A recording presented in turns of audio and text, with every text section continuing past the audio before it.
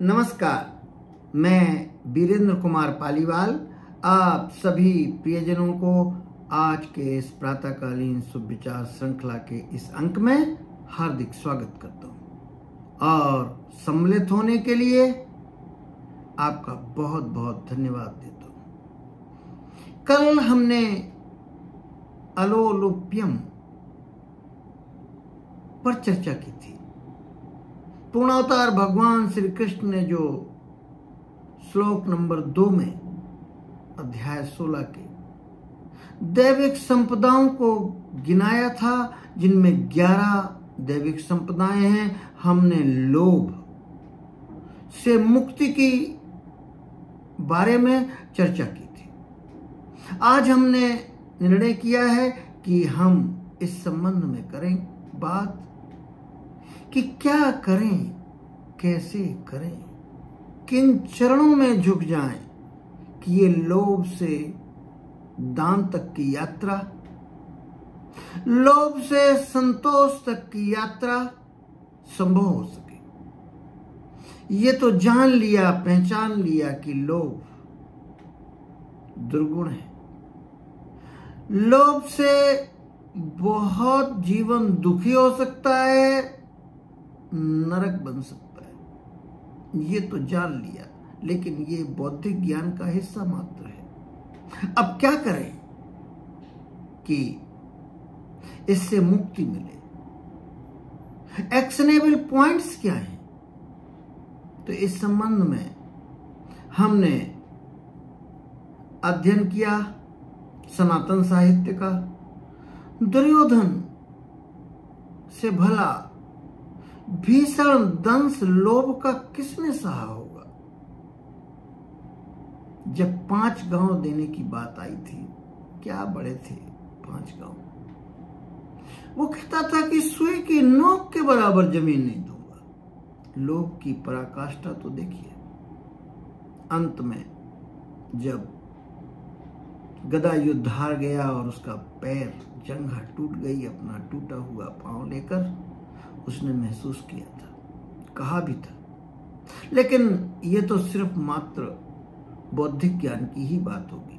Actionable point में सबसे पहला ये है कि हमें मन की अनंत शक्तियों का उपयोग करना पड़ेगा। बिना मन की अनंत शक्तियों के उपयोग के कोई ऐसी गोली अभी नहीं बनी है कि हम वो खाते ही या वो इंजेक्शन लगवाते ही हम लोभ से संतोष तक की यात्रा कर लें। मन की अनंत शक्तियों के दुरुपयोग से लोभ हुआ है। मन की अनंत शक्तियों के सदुपयोग से संतोष और दान की यात्रा भी शुरू हो सकती है। तो इसको पहली बात तो यह है कि आसान नहीं, मैंने कहा ही कोई वैसी गोली नहीं कि हम वो गोली खाएं। मलेरिया है, ये गोली खा लो, इतने दिन खाओ, ये पत्ते को पत्ते का ध्यान रखो, ठीक हो जाओगे। इतना आसान अभी नहीं हो पाया है, लेकिन ऐसा भी नहीं है कि ये संभव नहीं है। अभ्यासेन तु कौन्तेयो वैराग्येण च गृह्यते। अभ्यास से बेबी स्टेप चल चल के और इच्छाओं पर नियंत्रण करके ये संभव है। सबसे पहली बात तो मैं यही कहना चाहूंगा कि इसके 5 चरण मैंने खोजे हैं, जिनसे यदि यात्रा पूरी नहीं हुई तो कम से कम यात्रा शुरू तो जरूर हो जाएगी, और जो यात्रा शुरू हो जाती है उसके पूरे होने की संभावनाएं बहुत अधिक हो जाती है। सबसे पहली बात, यदि मैं कहूं कि संतोष प्राप्त करो, दान देना शुरू करो, ये ठीक नहीं है। एक्शनेबल पॉइंट नहीं है। एक्शनेबल पॉइंट ये है, पहले अध्ययन करो कि क्या हुआ उन लोगों का जिन लोगों ने बहुत लोभ किया। माखी गुड़मा गड़ गई, पंख गए लपटाए, रहीमन ऐसे नरन को चाहिए यही सजाए। इसका अर्थ कुछ बताने की जरूरत नहीं है। लोभ का ये खराब से खराब उदाहरण है। मीठा लगा, बस अब इसी में रम गए। उस गुण ने जिससे आप उड़ सकते थे उन पंखों को खराब कर दिया, बस मौत निश्चित। ऐसा ही कुछ लोभ की यात्रा है। राजा मदालसा की कहानी पूरी नहीं सुनाऊंगा, लेकिन बस इतना है कि उनकी पत्नी ने उनको ज्ञान देकर अभ्यास का प्रस्ताव देकर धीरे धीरे करके राजा मदालसा, जो बहुत लोभी थे, एक दानी परोपकारी राजा बन गए। लोभ एक अचेतन मन की स्थिति है। इसको आप बौद्धिक ज्ञान से जान भी लें तो भी जड़ से ना उखाड़ फेंक पाएंगे। आदतन आप लोभी हो जाते हैं। जो लोग लोभी हैं तो फिर आदत बदलने की कला हमें सीखनी पड़ेगी, जिसके बारे में मैं बहुत उत्साहित रहता हूं और बार बार चर्चा करता हूं। विश्वविख्यात सभी पुस्तकें पढ़ने की कोशिश करता हूं। तो पहला तो ये कि हुआई, इसके अध्ययन करना पड़ेगा। दूसरा है कि जो कुछ है उसको गिनना पड़ेगा कि आपके पास कौन कौन सा ऐसा है जो प्रभु ने आपको ऑलरेडी दिया हुआ है। इसकी बहुत अच्छी कहानी, एक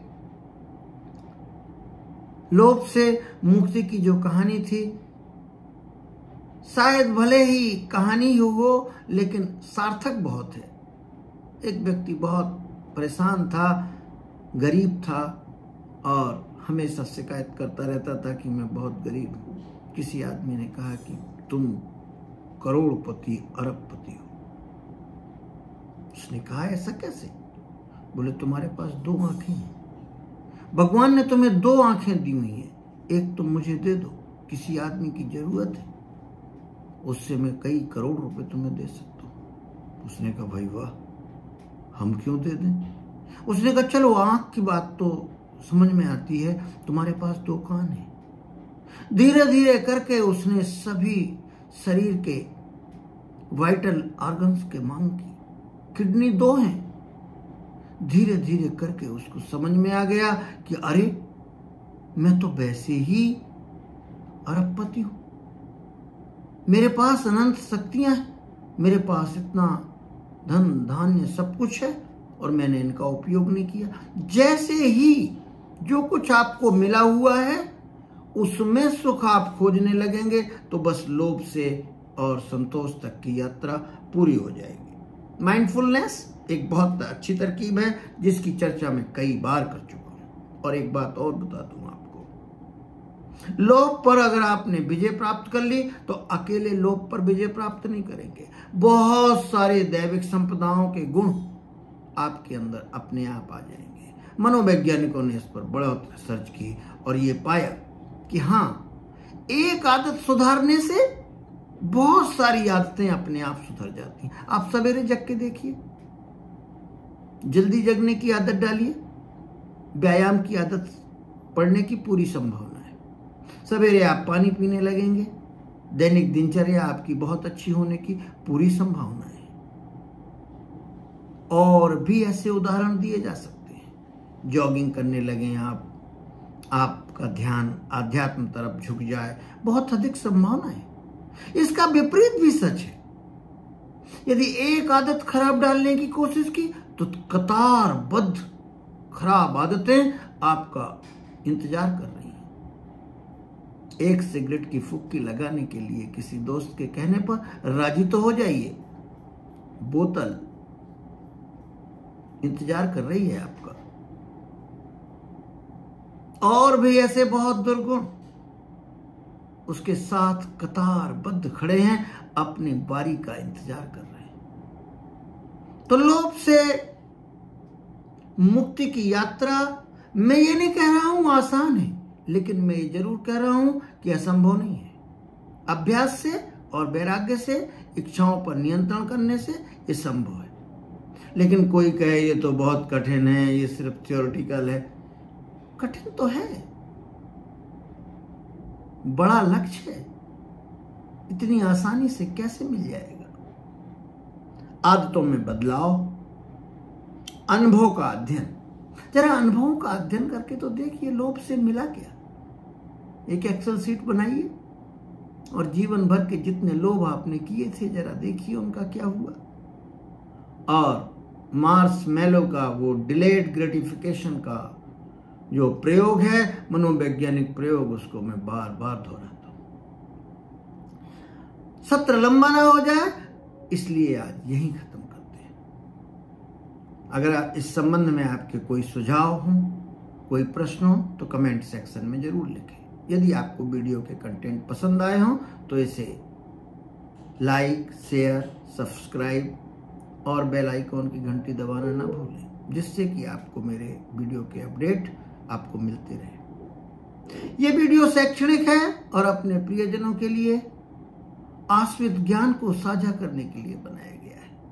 लेकिन ध्यान रहे, मैं बार बार कहता हूं, बौद्धिक ज्ञान की अपनी कोई सामर्थ्य नहीं है जब तक कि उसको आदतों में, आचरण में, व्यक्तित्व में, स्वभाव में ढाल न दिया जाए, आपका संस्कार न बन जाए, आप वो दूसरे ही व्यक्ति होंगे। धन्यवाद, धन्यवाद, बहुत बहुत।